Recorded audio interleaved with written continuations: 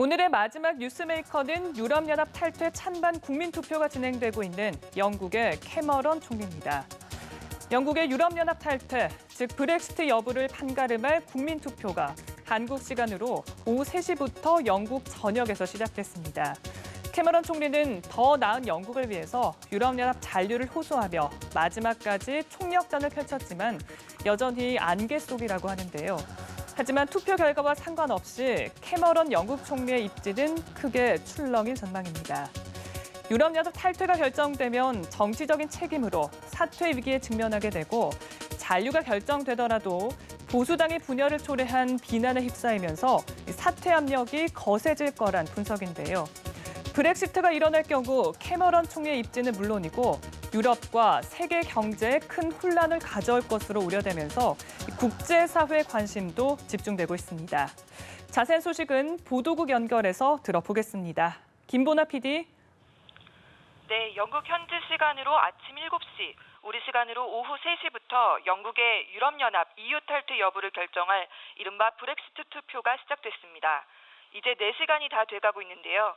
현재까지는 순조롭게 진행되고 있다고 외신들은 전합니다. 이번 국민투표는 18세 이상 4,650만 명의 유권자가 대상인데요. 투표용지에는 영국이 유럽연합 회원국으로 남아야 하느냐, 떠나야 하느냐를 묻는 2개의 질문이 들어있습니다. 이번 투표는 현지 시간으로 밤 10시까지 진행됩니다.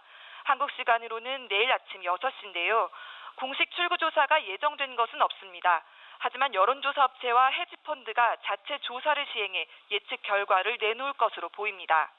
개표는 지정된 전국 380여 개소에서 수작업으로 이뤄지는데 한국 시간으로 내일 오후쯤 최종 결과를 알 수 있을 것으로 전망됩니다. 네, 영국인들이 최종적으로 어떤 선택을 할지 정말 다들 촉각을 곤두세우고 있는데요. 자, 투표 결과 어떻게 전망할 수 있을까요? 그동안 조사 결과를 보면 여론은 탈퇴 쪽이 조금 더 우세하다가 현역 하원 의원 피살 사건을 계기로 잔류 쪽으로 이동하는 모습을 보였습니다. 하지만 투표 전날 저녁 마지막으로 발표된 여러 개의 여론조사 결과를 보면 잔류와 탈퇴가 초박빙의 접전을 펼치고 있습니다.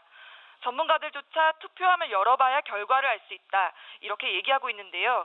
영국 최대 베팅 업체인 베트페어는 투표 결과가 잔류로 나올 가능성을 지난 17일 60에서 67%에서 76%까지 끌어올렸습니다. EU 잔류파인 데이비드 캐머런 총리는 부인과 함께 투표를 마쳤는데요. 거듭 유럽 안에서 더 강한 영국을 만들자고 촉구했습니다. 탈퇴파인 보리스 존슨 전 런던 시장은 투표 다음 날인 24일을 영국의 독립기념일로 만들자고 호소했습니다. 일부 전문가들은 이번 투표는 투표율이 탈퇴 여부를 가를 수 있다는 관측도 내놓고 있습니다. 영국의 독립성과 정체성을 강조하고 있는 노년층은 EU 탈퇴를 지지하고 있는 반면 일자리를 중시하는 청년층은 EU 잔류를 원하고 있는데요. 1에서 2%포인트 차이로 찬반이 엇갈리고 있는 상황에서 얼마나 투표장에 나오느냐에 따라 결과가 정해질 것으로 보입니다. 지금까지 보도국에서 전해드렸습니다.